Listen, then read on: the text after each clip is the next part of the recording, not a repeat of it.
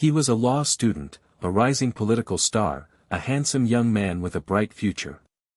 He also had a crowbar, a set of handcuffs, and a Volkswagen Beetle with the passenger seat removed.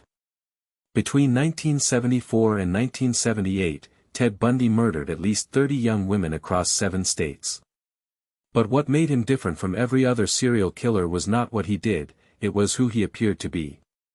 This is the story of how America's most charming monster almost got away with everything. Theodore Robert Cowell was born on November 24, 1946, in Burlington, Vermont. His mother was young and unmarried. To hide the shame, his grandparents raised him as their own son. His mother was introduced as his older sister. Bundy eventually discovered the truth about his parentage. He never forgave his mother for the deception. Childhood neighbors remembered a mean-spirited kid who hung a cat from a clothesline and set it on fire. He built punji traps in the woods that injured other children. At 3 years old, he was found standing over his sleeping aunt, surrounded by kitchen knives. By high school, Bundy's juvenile record included car theft and burglary, all expunged when he turned 18. He was popular, well-liked, and completely invisible to law enforcement. He graduated from the University of Washington with honors in psychology. He worked on political campaigns. He was accepted to law school. To everyone around him, Ted Bundy was a success story. In 1973, Bundy rekindled a relationship with a woman who had rejected him years earlier. He courted her intensely. He introduced her as his fiancée. Then, in January 1974, he dumped her without explanation. When she called demanding answers, he said calmly, "I have no idea what you mean," and hung up. She never heard from him again. Hours after that phone call, Bundy entered the basement apartment of 18-year-old Karen Sparks. He bludgeoned her with a metal rod. She survived, but with permanent brain damage. In February, he took Linda and Healy from her basement room. He dressed her body and carried her away. In March, Donna Manson disappeared on her way to a jazz concert. In April, Susan Rancourt vanished after an evening meeting. Each victim was young, pretty, and had long dark hair parted in the middle.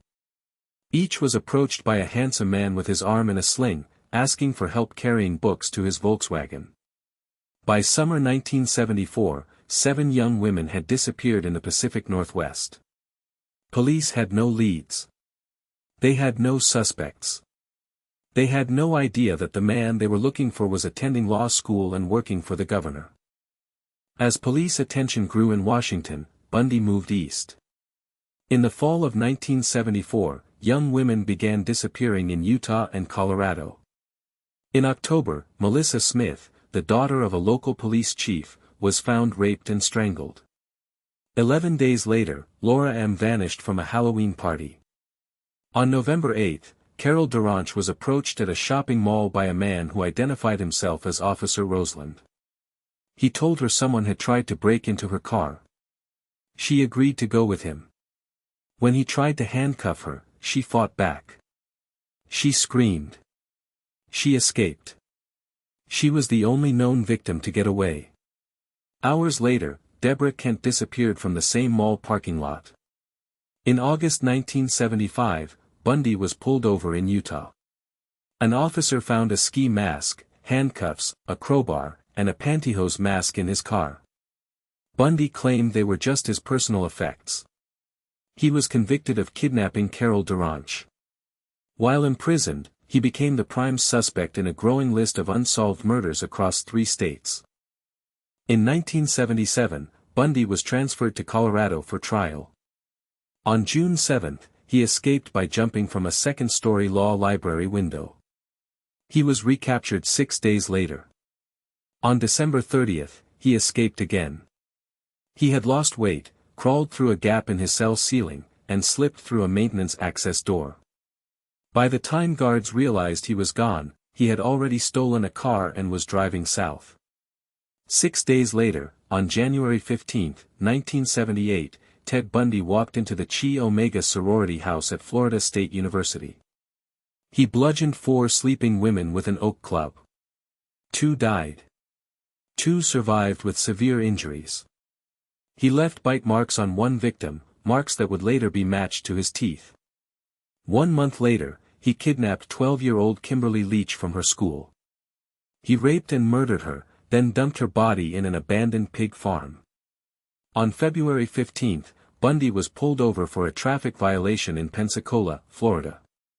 When the officer checked his license, he discovered the car was stolen. Ted Bundy was finally in custody for good. He had killed at least 20 women in 4 years. He had escaped from prison twice. And he still had one more trick left.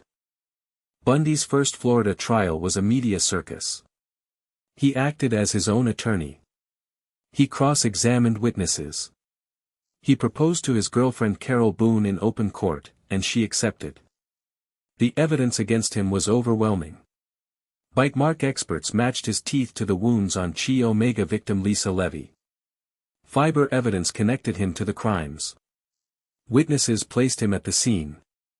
On July 31, 1979, the jury found him guilty of 2 counts of first-degree murder. The judge sentenced him to death. In 1980, he was convicted of kidnapping and murdering Kimberly Leach. A second death sentence was imposed. Bundy spent the next 9 years on death row filing appeals. During this time, he granted interviews to multiple true crime authors. He blamed pornography. He blamed childhood trauma. He blamed everyone but himself.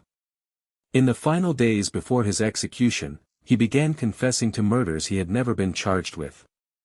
He offered to lead investigators to undiscovered bodies in exchange for more time. But the confessions came too late. On January 24, 1989, Ted Bundy was led into the execution chamber at Florida State Prison. Outside, 2,000 people gathered. Some celebrated. Some protested. Some just watched. His final words were, "Give my love to my family and friends." At 7:16 a.m., Bundy was pronounced dead. He was 42 years old. In the days before his execution, Bundy confessed to 30 murders. Investigators believe the true number is higher. Some victims have never been identified. He had spent his final weeks trading information for time. When the time ran out, he took the truth with him. Ted Bundy was a serial killer. But more than that, he was a warning. He looked like your neighbor. He sounded like a friend. He was the charming stranger who offered to help. And that is what made him so terrifying. The monster who hid in plain sight.